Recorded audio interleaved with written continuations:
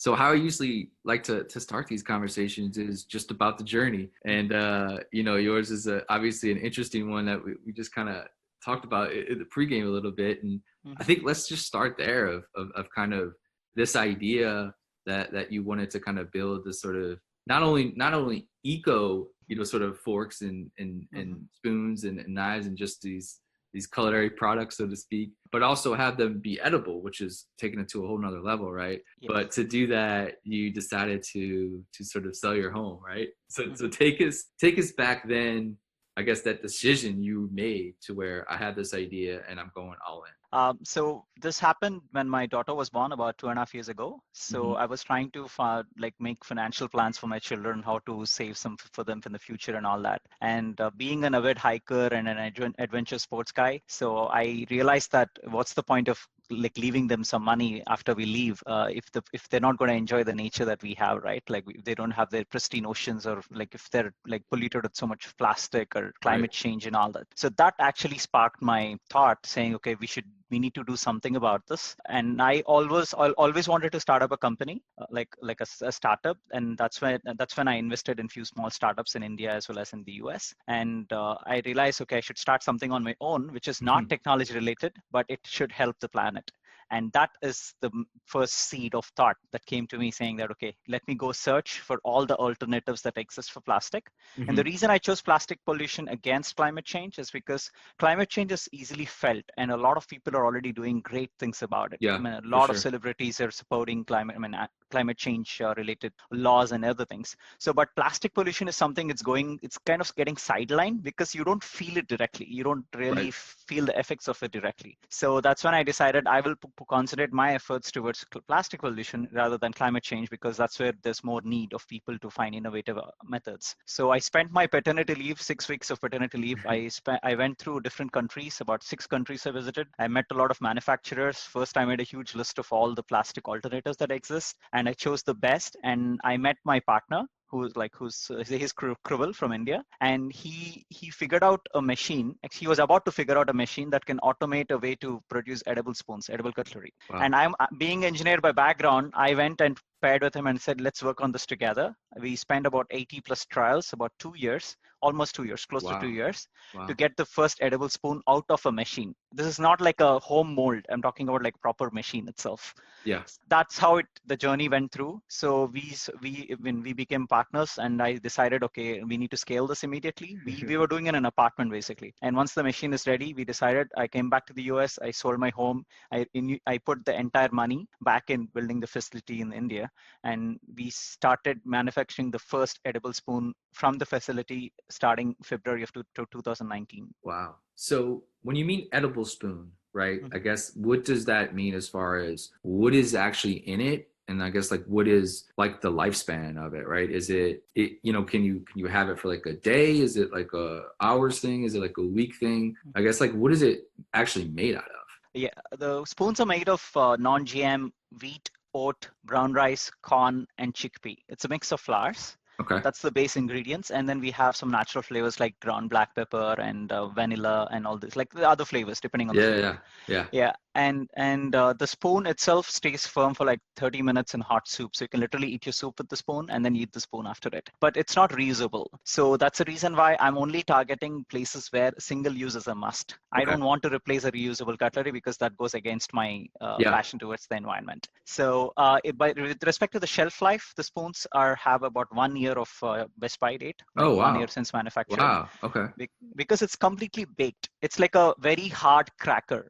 It's like a Okay. biscotti, imagine like a biscotti in the shape of a spoon, right? So Yep. something like that. And it looks like a wooden spoon because it's compressed. That's the patent pending technology that we discovered. It's a compressed mold and it bakes it in the mold itself. So that's how it retains that nice, neat shape without having any rough surfaces on the top. It's 1 year shelf life, and you can consume it immediately. And even if you throw it, I mean, I don't recommend people throwing it away, but if they can't, if they're already full by eating the food and they don't want to eat the spoon, even if they throw it, it just decomposes like food in few weeks, in 2-3 weeks, and even for backyard composting. Wow. So I want to go back to when you decided to do this because I think it's one thing to have an idea, right? And it's one thing to dedicate time to it, and it's even another thing to dedicate a little money to it, right? But it's also a different thing to sell your home, right, and go all in on something. What made you do that? As far as like was there a moment where you like that somebody mentioned something to you, like that you went to India and you saw the facility, or what was the moment where you decided that I'm going all in on this? Because that's a really, really big decision. I'm sure you had to talk to your family Yes. as well. Yes. First, I need to thank my wife, Sudeshna. Yeah. She agreed to the fact that to sell the home. She was caught off guard. I mean, she was like, what decision are you making? And thankfully, we I mean, by the way, I have another job as an engineer, so Hmm. that helps me to pay my rents and my Yep. dues and take care of my children and everything. And they're like, we need to do something. What's the point of earning millions and not doing any impact? I mean, not creating any impact in the environment. Yep. And by the way, even before this, right, I wouldn't say it's a sudden decision. I am a person which is like who is very, very, very straight at heart, in the sense I look at things like, if you give me an option to buy a Maserati or a Bugatti versus buying a regular car, I will Right. never go to a expensive car. The reason is my thought process is a car has four wheels and it takes from destination A to point A to point B. And I'm happy to go in whatever I can as long as I have a car. I don't really have to understand the brand behind it and pay extra premium for it. So I'm Yep. a very simple person in that per se. And I also have a dedication. Since 10 years, I've touched about 3,000 people lives, because I dedicate 10% of my salary to charity. Wow.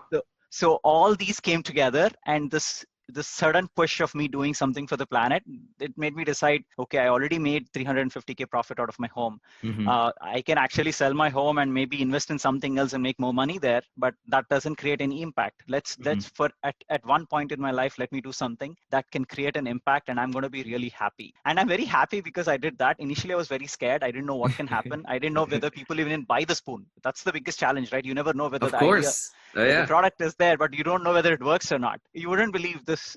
I introduced the edible spoon in February 2019, like around February 14th or 15th at Cater Source. It's a conference for catering companies to come and Oh, interesting. Yeah, yeah, yeah. yeah, yeah. And I went there with like say 10 spoons in my hand. I had a small table. I didn't have any banner, nothing. I just literally went there with one suitcase with just few spoons and few well, like a paper printouts, not even like a proper like what do you call flyers or brochures. It's just a paper. I just printed out from my home. I took some spoons. I went there, and my first order came there is from a caterer in Canada. He placed an order of 150,000 spoons. I Wow. So that proved me. I like, okay, I didn't make a wrong decision by selling my home. So okay, I'm on the right path. So again, that makes me happy, right? We sold about 500,000 spoons, and that means 500,000 plastic spoons are less in the ocean, and that's what gives me more happiness than I would have made more money out of my selling my home. Well, it's So it's interesting because you said you wanted to work on plastics instead of climate change, but they really go hand in hand, yes, right? yes, So yes, you are still working on climate change, right? And the yes, effects of the environment. I yes, think it's actually one of the big. I say it all the time. If our ocean goes, that's it. It's a game over. We cannot get that back. yes, So yes. that is it's everything we can do to prevent our ocean's ecosystem from Mm. decaying is basically going to be that's the lifeblood for our planet, right? So Yep. we have to do everything we can to take care of that. I And wanted to go. another Yeah, go and ahead. another news that actually made me to sell my home was, I at that time there was this article going around saying that by 2050 there would be Yeah, more plastic than fish in the ocean. yeah, yeah. So and I also know that the nature is giving back to us in the food chain with Yep. respect to using like microplastics or nanoplastics. And in fact, just recently, right, they actually saw that even a sea breeze has particles, microplastic particles in it, even the Yep. breeze. So the Yep. nature is giving back to us. So Yep. that's when I realized, what's the point if my children are going to be happy with so much money later on if they can't breathe the air around them? So Yeah. that's what triggered me more than anything else, because I thought we should secure it for the future generations. We should not be so what do you call self-centered that okay, only we need to enjoy the climate. We should make sure that the future generations enjoy the climate and nature around them too. It's So a beautiful, beautiful thing. And I think the one thing is that we all want to, I think, do something for the world, right? mhm. And but in a business atmosphere, you have to be sustainable, right, as a Yes. business, because if you don't do that, then the impact that you're trying to make is for nothing, right? It's for naught. It's Mhm. just not there, right? So it seems like you started off with B2B, right, with Mhm. restaurants, and then obviously COVID hits. So what's that been like for, I guess obviously sales is going to be different, but like what has that transformation or that pivot been from B2B to now try to do the B2C landscape through Amazon? And what was, I guess, what's the last year been like for you? Yeah, so that's a good question. It's I'm pretty sure every single small business and medium scale businesses has pretty badly hit because of the current climate or the current crisis. So as you mentioned, we were doing only B2B in 2019. We didn't even look into B2C section at all. But again, during like we won the pitch, the friend won a pitch at the Winter Fancy Food Show in January 2020. And that opened up a lot of B2B opportunities. And that's Mhm. where we also met B2C opportunities as well, some of them. And that's when we realized that we should also start working on B2C, but we didn't have time because we're just a small team and we were only concentrating on B2B. But since the COVID hit, a lot of our traction with large ice cream chains, which we had early Mm. this year, Mm-hmm. we I can't name the companies, but they're pretty big chains which are well known across the world. Sure. And they agreed to do some trials. They did a test, and in fact they had a successful trial as well. One of the major chain shops, they did a test in Minnesota at the Mall of America, Mm-hmm. and they had a very good survey. They got a good feedback and all that, and everything went on a standstill or went on a pause once the crisis hit and the lockdown started and everything. So Right. that's when all my sales have kind of completely stalled. And especially I was selling a lot for ice cream shops, like smaller Right. ice cream shops in Right. the Bay Area, in New York, in Hawaii, and few other states. About 10 states there are like a single owner or two ice cream chains and all that. It's a smaller scale. All the sales have stalled because they couldn't open the shops, and it was a pretty tough time. Of And course. then that's when we realized, okay, this is a good time for us to pivot towards B2C because we have time now. We don't have to we have a lot of time on our hands. Yep. So in fact, me and my cousin is a UX designer. And by the way, we do everything by ourselves. We don't Great. really spend money on anything. I So we love it. design our own website. And I read like 6 books on how to do packaging in a span of 3 weeks. And It's and great. we No, the packaging looks great, man. thanks. And we decided to do our own packaging. And if you notice our packaging, right, each box comes with a fun fact about an aquatic life, like an animal, like a dolphin or a whale, which gets affected by the plastic the most. And Amazing. yeah, like for example, a dolphin can sleep with one eye open because it can shut off for half of the brain and it can keep the rest of the brain alive. So something like that. So these fun facts, Unbelievable. we put it on these boxes because we want to get the story behind it, not just the product. So and we started we again, the biggest challenge was the cost because the distribution cost and also the fulfillment cost is quite high. And I can't keep my product cost to be really high because then it won't work out. As you mentioned, right? The business has to look at the margins and the sustainability, and people should be willing to pay for that. Hmm. So you wouldn't believe the choice that we had was Amazon Prime. The reason is the box weight is less than a pound. And anything Interesting. less than a pound, the FBA fulfillment fees were reasonable compared to an outside fulfillment. Wow. Okay. So that was the reason why we had to go to Amazon, and we got some interest from some of our customers saying that, why are you going through Amazon? I want to directly buy from you. But then I have to set up this 3PL and another You have to fulfillment set up the facilities and all. yeah, well, you have to Yes. set up you have the e-commerce store, then you have to do the distribution, you have to have a facility to hold it, you Yes. got to do the Yes. shipping. It's there's more and more companies Mhm. B2C that are just launching on Amazon, right? It's really, Yes. they don't even have their own Hmm. store, right? They're just launching on Amazon. And it's like, I think it's smart out the gate because it definitely gives you an idea of like if the product's wanted too, right? Like it gives Yep. you ease to access very quickly to kind of test some things and see if Yes. it really works. And then down the line, you might want to do that, right? In a Hmm. position where you can email your customers directly and things like that. I think it is important for sure. But I think you have a Like, massive potential for B2B. So B2C yes. is Yes.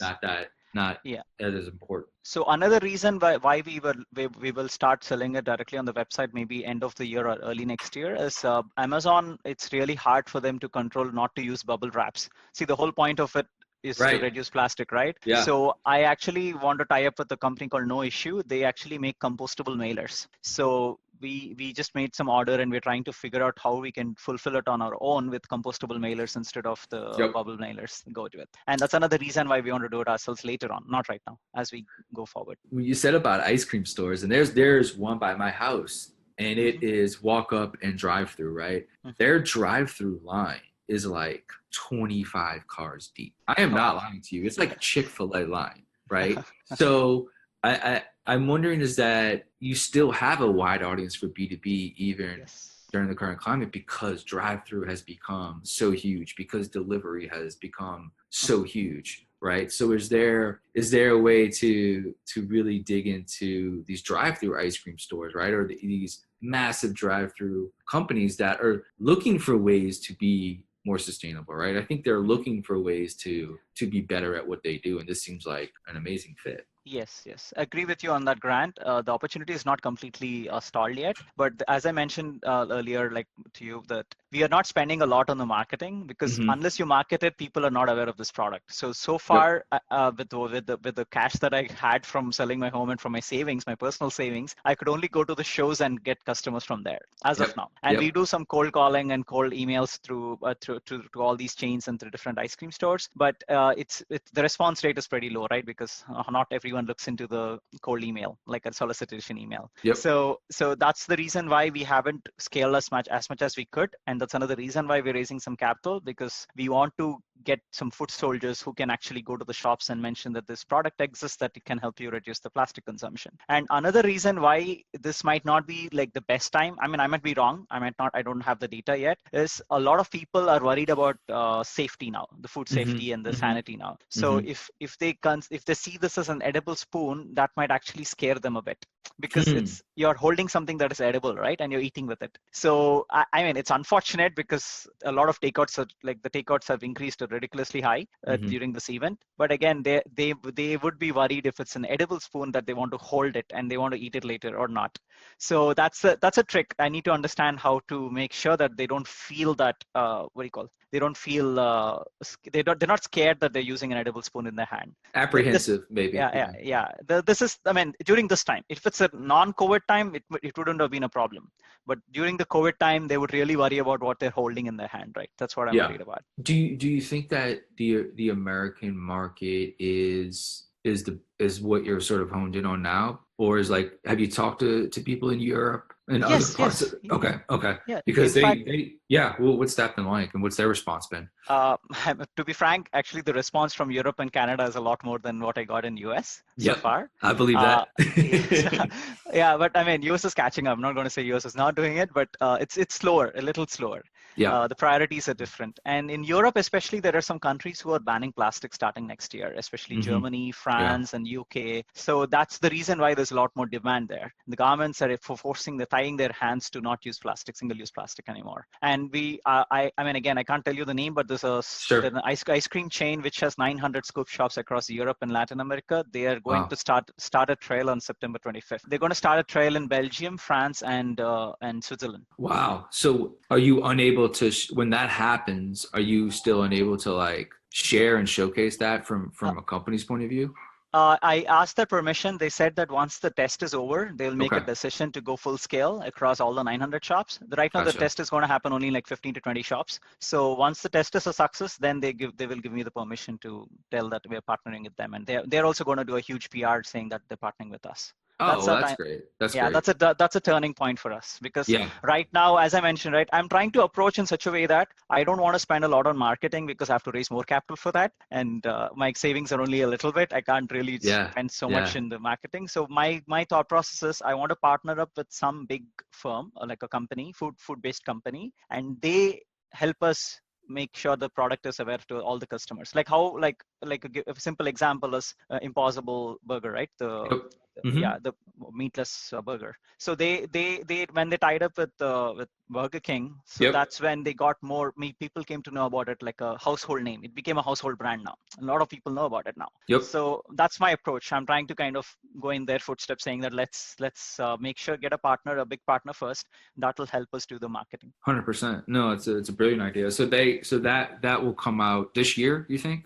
Yeah, by December, I would get to know the result of the test, whether Okay. the trial is success or not. And I don't know. I mean, they might take some time to start. This is a very big company. It's a very huge Yeah. MNC, food Yeah. MNC. So I don't know how much time they would take to And get did started. you did you meet them at one of these conferences or was that a Yes. So okay, great. this was because I won the pitch at the Fancy Food Show, right? Winter Fancy Food Show. Nice. So and actually, the same company exists in US, but it's owned by a different food company. Hmm. And they started the trial at the Mall of America, right? So that's how they also introduced me to them. So it's like one person giving me contacts of the others, and that's how it Love went. it. Yeah, yeah. So we talked about the spoon mostly, right? Hmm. But like, Hmm. what are some of the other applications and like really what's possible, from Okay. just spoon, but obviously like forks, knives, Yes. eventually maybe straws, something like that. What's the suite of products that are possible here? So yeah, so spoons are just the beginning. I keep telling my customers. So there's a lot of incredible future ahead. So we already have a prototype of a spork. So we're working with another food company, a big company in India, to put the fork in the cup noodle box, in the cup noodle, like you have the Maggie cup noodles that Yes, love it. emerge. Yep, Yes, yep. Right, yeah. right. So some of these cup noodles come with a plastic fork. So we're trying to work with them to replace with an edible spork. So that's in progress, and we're also working on the straws because we believe that would be a bigger market to approach instead of spoons. So the straws prototypes are ready, but as I mentioned, we are looking to raise some money to expand our facilities to start manufacturing them because we don't Hmm. have the space and the time and the machines yet. So we need to invest on that. And we are also working with a company in Japan to give them some prototypes of chopsticks because that's where the Ooh, demand comes love from. that. Yes, Yes. totally, totally. And that would be, we had mentioned, previously before we got on, was that the straws are more expensive to make. Is that because of the hollow inside where chopsticks you wouldn't need to hollow it out? So it'd be It's not about like the manufacturing is okay. okay, It's not okay. that different compared to making a spoon. But the concern here is like for right now, the spoon is trending about 15 to 20 cents each, and the Mhm. plastic spoon is just 2 to 3 cents. So the cost is like 5 times more. So that's Gotcha. okay. That's still okay. But a straw, what happens is the least I could get down is about 6 to 7 cents, and Uh-huh. a plastic straw is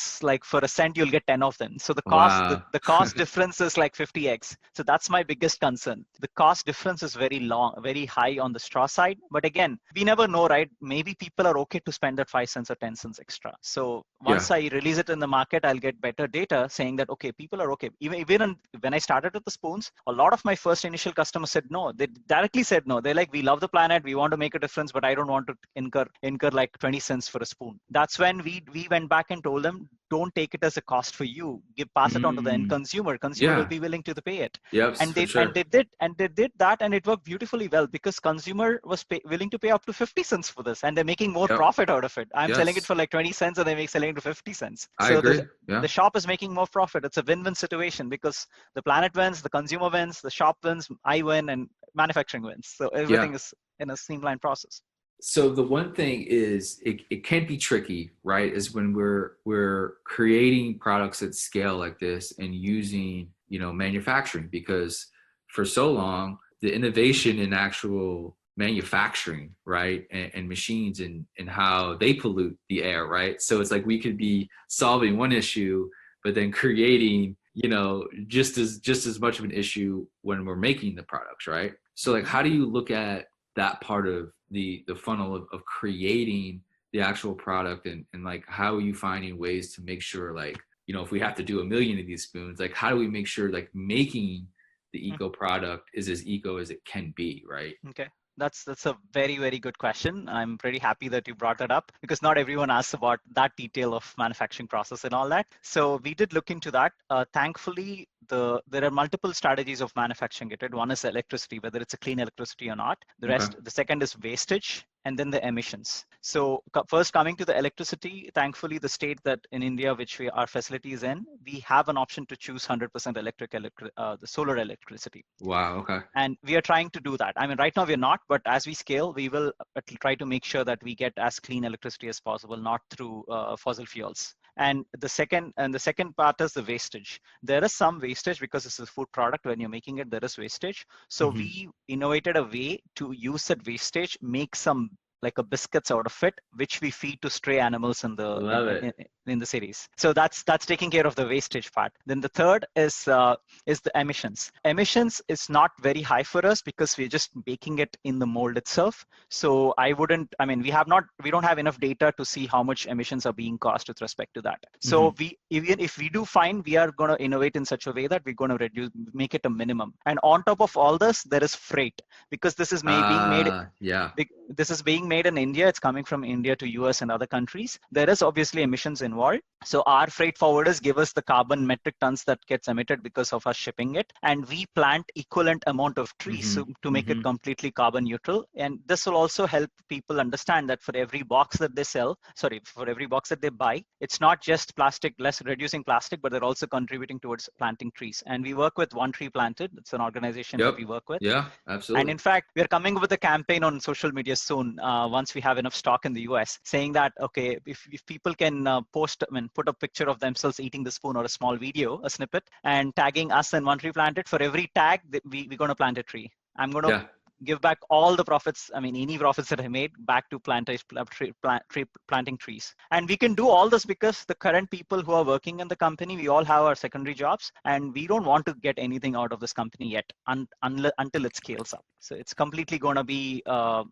giving back to the environment, even if we make some profits out of it. Well, One Tree Planet is an amazing organization. I interviewed their founder and CEO was on the same podcast a little while ago, and how they understand marketing and partnerships is really, really powerful. They do a tremendous job with their partners, tremendous job with their media. So to me, that's going to be an amazing opportunity if that comes to fruition, because I think you're picking really good partners to partner with, which is sometimes it's very, very difficult to do, and I think that so far what you can divulge is that you've selected some really, really good partnerships. And I think it's also a really good lesson in that as one person, as two people, as a really small team, you can get a lot done. Nowadays, you don't need to have 20 people, right, to start up and really get sales and actually create a really sustainable company, right? You just need a few people that are really, really good at what they do. So I think the lean approach to me is I'm always pushing for people to become more and more lean and just, be able to do more and more things, right? Just if you hire really talented people, you can get a ton done with a very few amount of people. So I think it's a great lesson. Thank you. I agree with you on that. So I try to be lean as much as I can, but again, not at the fact that I don't want to hire anyone. So I do want to hire people. It's just that of course. It's just that I want to provide opportunities as well, because I came on a visa here in the US. So I understand the pain of not having a job. And in fact, I suffered at a period of time, like 10 years ago, I was jobless for like 12 months. It was the toughest time for me. So I understand that pain. So, but again, I right now my priority is planet first. And then yes, we will expand our team and make sure that it's good in that case as well. Yeah, no, amazing, man. Amazing. So usually I like to end a little bit on the future, right? And, I think obviously there's some uncertain things right now, but as you look over the next, year, 2 years, 3 years, 5 years, what are some of the goals that maybe you have that you want to get to, or what do you deem a success, right? Within, let's talk like a 5-year framework. Like, what are some of the goals you're setting for, for the company? First, I would like to mention that my initial goal was reducing 1 million plastic spoons. And you wouldn't believe, just 2 hours ago, I got an order from a retailer in the US. They have like 3,000 stores, and they ordered the first container that comes from India till here. Right now, we haven't even shipped a container load yet. So, and that will make my 1 million goal possible by end of this year. Amazing, man. Congratulations. Thank you.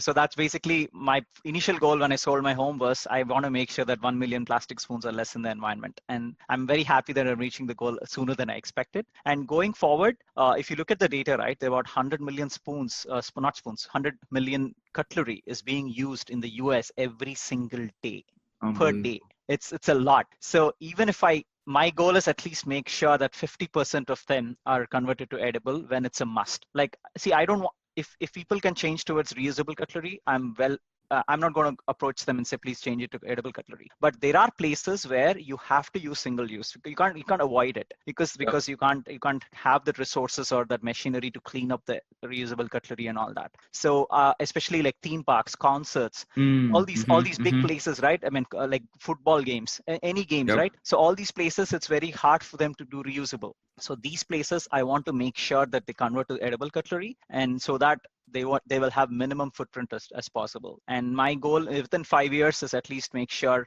reduce 100 million spoons from the oceans, or spoons or straws or spokes, because that will that will make me happy that one day is plastic free, Wow. especially Wow. with respect to Wow. US. Wow. Yes. It's a big, Unbelievable, man. it's a pretty big goal. It's a pretty big goal.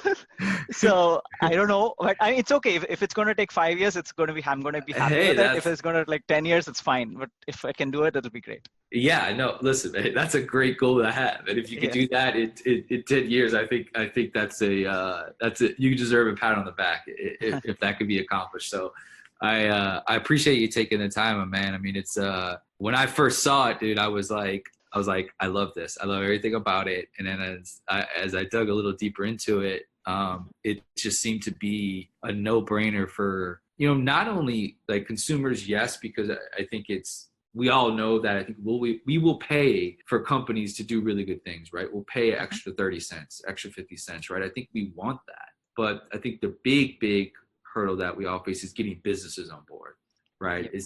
Is to make that transition that can be very drastic for companies, right? It's like they've been using plastic cutlery for 50 years, right? So that transition to me is going to be much more difficult than a consumer transition. So I think that work in B2B is so important, because that's how you get to that 100 million, right? It is through the companies making this transition. So best of luck with the ice cream stores, and obviously I hope that data comes back really well and they expand globally. And then I think if that is a success, right, I think then you'll see hopefully other big franchise companies get in place here, and then that 100 million, man, I hope we can get that done in 5 years. I think it's a possibility if we can get at scale, if we can get these big companies to jump on board. So appreciate what you've done so far. Obviously keep grinding and keep doing it, and best of luck within the next few years, and I can't wait to see the impact, man. It's going to be amazing. Thank you so much. First, I mean, if you don't mind, I would like to thank my wife for agreeing Absolutely. to all this, because she left her job to take care of the kids full time, and I have to do two things, right? So that's why I told him I can't help out of the food at the home chores and homework. So then, and also I would like to thank my partner Kroval in India, because without him, the manufacturing facility wouldn't be running. Even if I need to thank him. Well, when we get, we'll have them on, and you will have all three on when we hit 100 million. Yeah. We'll have everybody on to celebrate. Yes. 100 million spoons, not making money. Okay, that's not my goal yet. 100 million spoons. 100 million spoons. Yes. All right, brother. Well, I appreciate it. Thank you.